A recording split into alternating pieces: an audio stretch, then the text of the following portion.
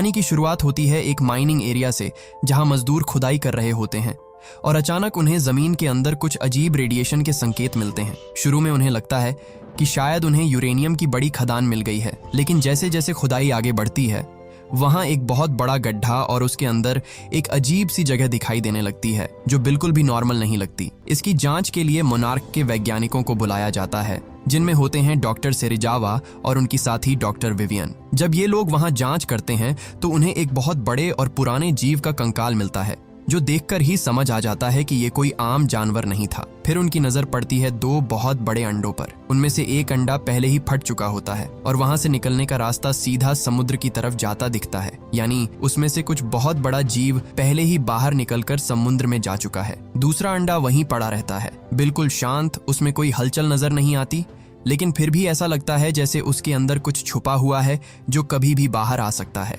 इसके बाद कहानी जाती है जापान के एक न्यूक्लियर पावर प्लांट में, जहां हम मिलते हैं इंजीनियर जो ब्रॉडी से, जो वहीं पर काम करता है।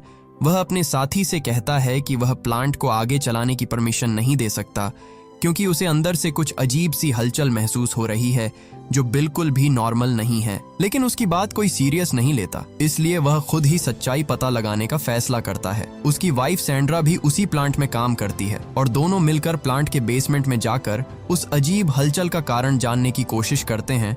उन्हें बिल्कुल भी अंदाजा नहीं होता कि उनके साथ आगे क्या होने वाला है।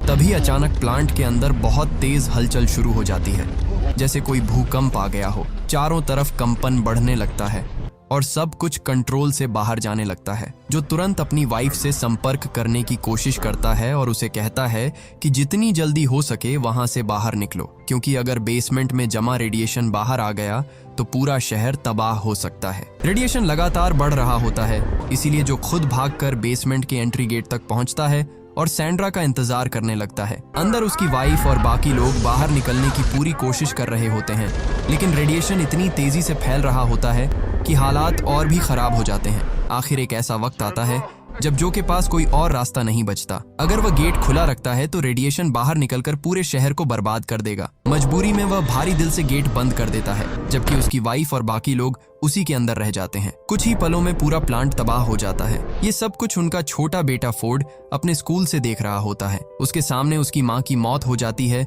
और उसी दिन से वह अपने पिता को इसका जिम्मेदार मानने लगता है, क्योंकि उसे लगता है कि अगर उसके पिता प्लांट को बंद नहीं करते तो शायद उसकी माँ वह मारी नहीं जाती। इसके बाद कहानी 15 साल आगे बढ़ती है। अब हम देखते हैं कि फोर्ड बड़ा हो चुका है और नेवी में काम करता है। वह छुट्टियों में अपने घर आया होता है और अब उसकी अपनी एक फैमिली भी है, जिसमें उसकी वाइफ एले और छोटा सा बेटा सैम है। तभी उनके पास एक कॉल आता है जिसमें बताया जाता है कि उसके पिता को जापान के एक प्रतिबंधित इलाके में घुसने की वजह से गिरफ्तार कर लिया गया है। फोर्ड पहले तो वहां नहीं जाना चाहता था, क्योंकि उसकी नजर में उसके पिता उसकी माँ की मौत के जिम्मेदार है। लेकिन उसकी वाइफ एले उसे समझाती है कि उसके पिता को उसकी जरूरत है, इसीलिए उसे जाना चाहिए। मजबूरी में फोर्ड जापान जाता है और अपने पिता को छुड़ाता है, जो अपने बेटे को समझाने की कोशिश करता है कि 15 साल पहले जो भी हुआ था वो कोई नेचुरल हादसा नहीं था। वहां कुछ बहुत बड़ा और अजीब हुआ था जिसे वो इतने सालों से समझने की कोशिश कर रहा है, लेकिन उसके पास कोई ठोस सबूत नहीं है, इसलिए कोई उसकी बात पर यकीन नहीं करता। वो कहता है कि सारे सबूत उसके पुराने घर में हैं, जो उसने फ्लॉपी डिस्क में संभाल कर रखे हैं। फोर्ड को उसकी बातें बिल्कुल भी सच नहीं लगती। उसे लगता है कि उसके पिता आज भी पुरानी बातों में उलझे हुए हैं, जो अपने बेटे फोर्ड को जैसे तैसे मनाकर उसी पुराने इलाके में जाता है जहां वो 15 साल पहले रहा करते थे। उस इलाके को आज पूरी तरह से प्रतिबंधित एरिया बनाया हुआ है, क्योंकि सबको लगता है कि वहां अभी भी खतरनाक रेडिएशन है और वहां कोई भी जीव सरवाइव नहीं कर सकता, इसलिए वहां जाना मना है। लेकिन वहां पहुंचकर जो और फोर्ड एक अजीब चीज नोटिस करते हैं, उस इलाके में जानवर बिल्कुल नॉर्मल घूम रहे होते हैं। इससे उसे समझ आता है कि अगर जानवर वहां जिंदा हैं तो इंसान भी सांस ले सकता है। वह अपना मास्क हटाता है और उसे पता चलता है कि वहां कोई रेडिएशन नहीं है, यानी सरकार अब तक लोगों को गलत जानकारी दे रही थी और वो दुनिया से कोई बहुत बड़ा राज छिपाना चाहती है। इसके बाद दोनों अपने पुराने घर पहुंचते हैं, जहां जो को अपनी वाइफ की पुरानी तस्वीरें मिलती है, साथ ही उसे अपनी वो सारी फ्लॉपी डिस्क भी मिल जाती हैं जिनमें उसने 15 साल पहले की रिसर्च सेव करके रखी थी। फोर्ड ये सब देखकर समझता है कि उसका पिता इतने सालों से अकेले ही इस रहस्य को सुलझाने की कोशिश कर रहा था और उसने इस दौरान दुनिया भर की रिसर्च और जानकारी इकट्ठा कर ली थी। फिर जो दूर से उसी पुराने प्लांट को देखता है जहां 15 साल पहले इतना भयानक हादसा हुआ था, और वो देखकर हैरान रह जाता है क्योंकि वहां लाइट जल रही होती है। इसका मतलब साफ है कि वहां अभी भी काम चल रहा है, जबकि सबको बताया गया था कि वो जगह पूरी तरह बंद है, वहां कोई जीव सरवाइव ही नहीं कर सकता।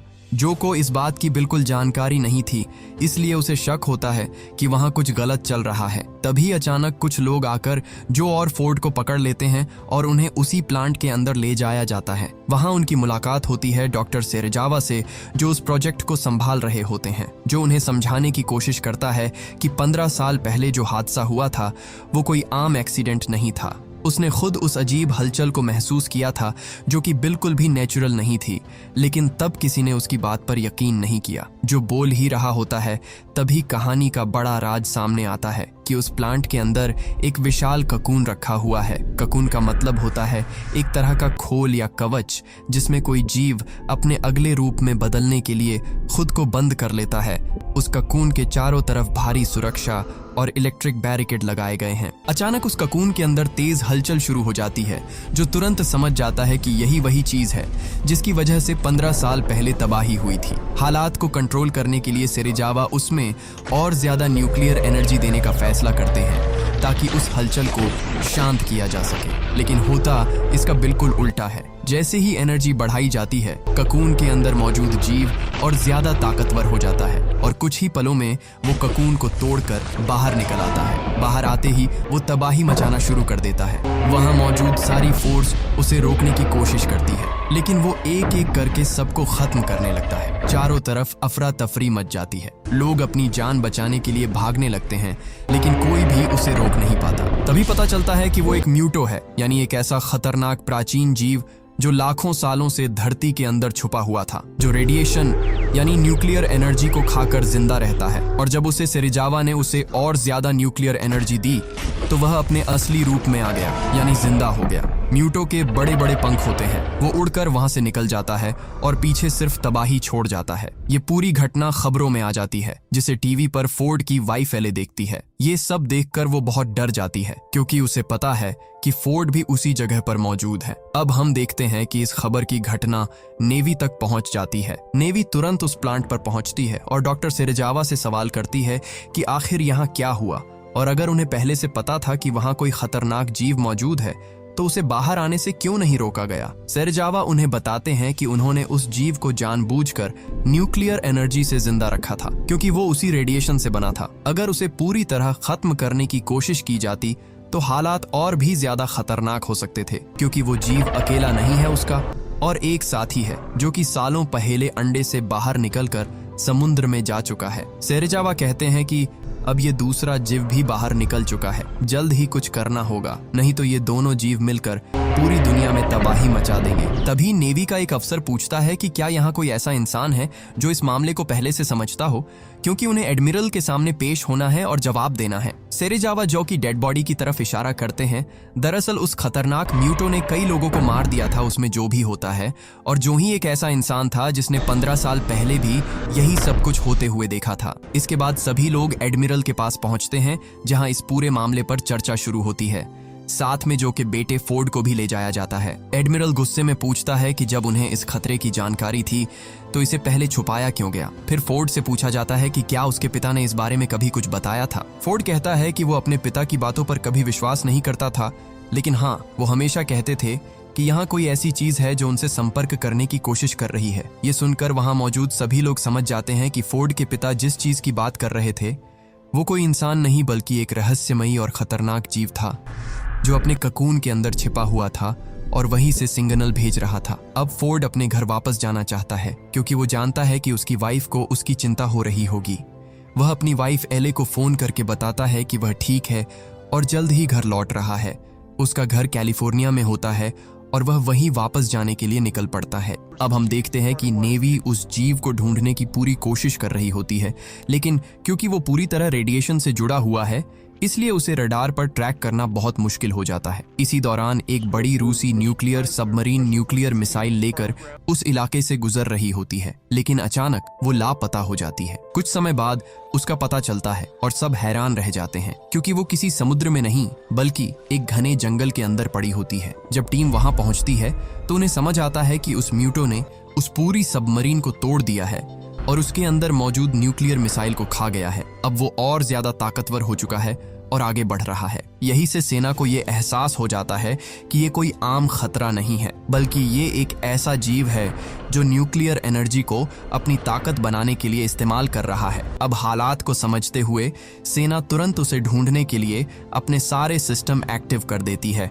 और उसे रोकने की प्लानिंग शुरू कर देती है, क्योंकि अगर उसे जल्दी नहीं रोका गया तो वो और भी ज्यादा तबाही मचा सकता है। उधर एक समुद्र किनारे अचानक बहुत बड़ा सैलाब उठता है। लोग डर के मारे भागने लगते हैं, क्योंकि वो कोई आम लहर नहीं होती बल्कि एक खतरनाक सुनामी जैसी लगती है। तभी सामने आता है गॉडजिला, एक विशालकाय दानव जिसे देखकर हर कोई दहशत में आ जाता है। दरअसल म्यूटो की बढ़ती हुई एक्टिविटी पूरे इकोसिस्टम में एक बड़ा डिस्टर्बेंस पैदा कर देती है। ये डिस्टर्बेंस इतना पावरफुल होता है कि समुद्र की गहराई में मौजूद ये प्राचीन और विशाल जीव गॉडजिला भी इसे महसूस कर लेता है और धरती पर आ जाता है, क्योंकि गॉडजिला नहीं चाहता कि इस धरती पर उसके अलावा कोई दूसरा विशाल जीव राज करने आए। इस खतरे से बचने के लिए सेना उस पर हमला करने के लिए फाइटर जेट्स भेजती है, लेकिन उनके मिसाइल गॉडजिला पर कोई असर नहीं डाल पाते। गॉडजिला बिना रुके अपने रास्ते पर आगे बढ़ता रहता है, जैसे उसे म्यूटो को ढूंढना है और खत्म करना है। दूसरी तरफ हम देखते हैं कि एक ट्रेन जो हवाई शहर से गुजर रही होती है उसे म्यूटो बीच में ही तबाह कर देता है। अब हालात पूरी तरह बेकाबू हो चुके होते हैं। इसी बीच गॉडजिला शहर की तरफ बढ़ता है और म्यूटो को पकड़ने की कोशिश करता है, लेकिन म्यूटो उससे लड़ने की बजाय वहां से उड़कर भाग जाता है। ये बात सेना और डॉक्टर सेरेजावा दोनों को अजीब लगती है, क्योंकि इतना ताकतवर जीव सामने होने के बाद भी वो लड़ाई से बच रहा है। इसके बाद उन्हें शक होता है कि ये म्यूटो अकेला नहीं है, वो किसी और से संपर्क करने की कोशिश कर रहा है। तब उन्हें याद आती है 15 साल पुरानी उस दूसरे अंडे की, जिसमें से एक अंडे से ककुन बनकर म्यूटो बन गया, लेकिन दूसरा अंडा अभी भी वही था जो बिल्कुल शांत था। उसमें कोई हलचल नहीं थी, इसलिए सभी को लगा कि वो बेकार है। लेकिन अब शक बढ़ने लगता है कि कहीं वही दूसरा अंडा अब एक्टिव तो नहीं हो गया। इसीलिए वो तुरंत पूछते हैं कि दूसरा अंडा आखिर है कहाँ।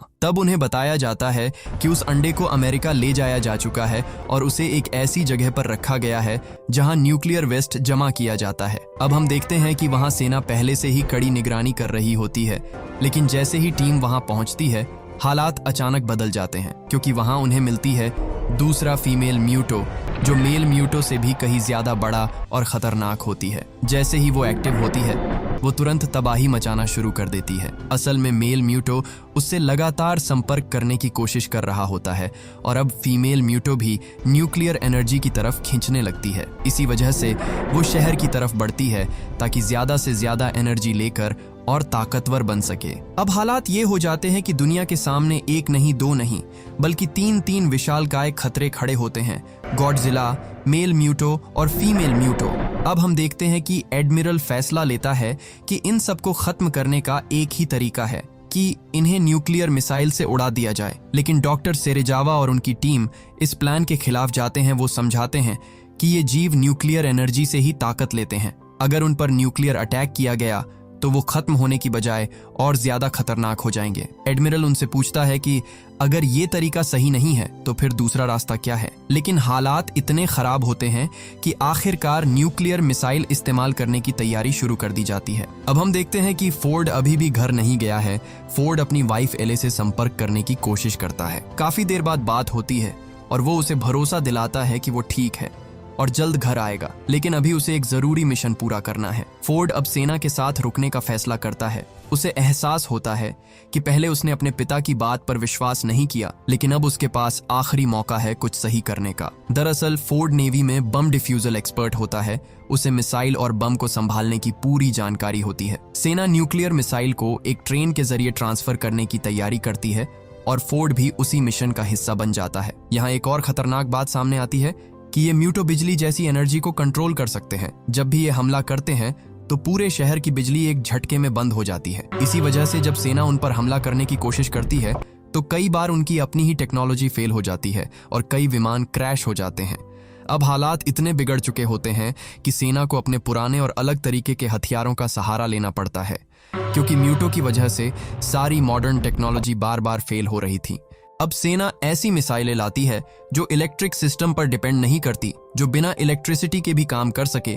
सेना को भरोसा होता है कि अगर ये मिसाइल सही जगह पहुंच गई तो म्यूटो को खत्म किया जा सकता है। अब हम देखते हैं कि उधर फीमेल म्यूटो न्यूक्लियर एनर्जी की तलाश में भटक रही होती है और आखिरकार उसे वो ट्रेन मिल जाती है जिसमें न्यूक्लियर मिसाइल ले जाई जा रही होती है। वो ट्रेन पर हमला कर देती है और पटरी तोड़ देती है। हमले के बाद तीनों मिसाइल अलग अलग हो जाती हैं। एक गहराई में पानी के अंदर चली जाती है, दूसरी फीमेल म्यूटो अपने साथ ले जाती है और तीसरी सतह पर गिर जाती है। इस पूरे हादसे में ट्रेन में मौजूद ज्यादातर लोग मारे जाते हैं। थोड़ी देर बाद सेना वहां पहुंचती है और बचे हुए लोगों को ढूंढती है। उसी में फोर्ड भी जिंदा मिल जाता है और उसे अस्पताल ले जाया जाता है। अब सेना के पास बस एक ही उम्मीद बचती है, वो तीसरी मिसाइल जो अभी भी इस्तेमाल की जा सकती है। इसी बीच दोनों म्यूटो कैलिफोर्निया की तरफ बढ़ने लगते हैं। हालात इतने खतरनाक हो जाते हैं कि पूरे शहर को खाली कराया जाने लगता है। लोग जल्दी जल्दी गाड़ियों में बैठकर शहर छोड़ने लगते हैं। फोर्ड की वाइफ एले भी अपने बेटे सैम को मजबूरी में वहां से भेज देती है ताकि वो सुरक्षित रह सके।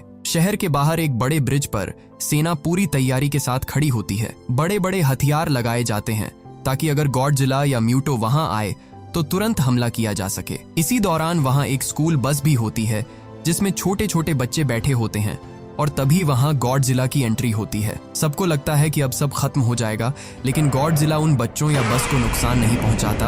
वो बस अपने रास्ते से गुजरने की कोशिश करता है, जैसे उसका टारगेट किसी को नुकसान पहुंचाना नहीं बल्कि उन दोनों दानवों को मारना हो। लेकिन सेना उस पर हमला कर देती है, लेकिन गॉडजिला वहां से बचकर फिर से पानी में चला जाता है। इसके बाद फीमेल म्यूटो कैलिफोर्निया शहर के बीच पहुंचती है। वो अपने साथ लाई हुई न्यूक्लियर मिसाइल को वहीं रख देती है और साथ ही वहां अपने कई अंडे भी दे देती है। थोड़ी देर बाद मेल म्यूटो भी वहां पहुंच जाता है और दोनों मिलकर उन अंडों की रक्षा करने लगते हैं। सबसे खतरनाक बात यह होती है कि उस मिसाइल में टाइमर चालू हो चुका होता है और फटने में अब ज्यादा समय नहीं बचा होता। अगर ये न्यूक्लियर मिसाइल यही शहर के बीच में ही फुट गई तो सिर्फ म्यूटो ही नहीं मरेंगे, बल्कि इतना रेडिएशन फैलेगा कि पूरा कैलिफोर्निया तबाह हो सकता है। एडमिरल फैसला करता है कि तुरंत एक प्लान बनाया जाए कि किसी भी हालत में इस मिसाइल को शहर से दूर समुद्र में ले जाना है।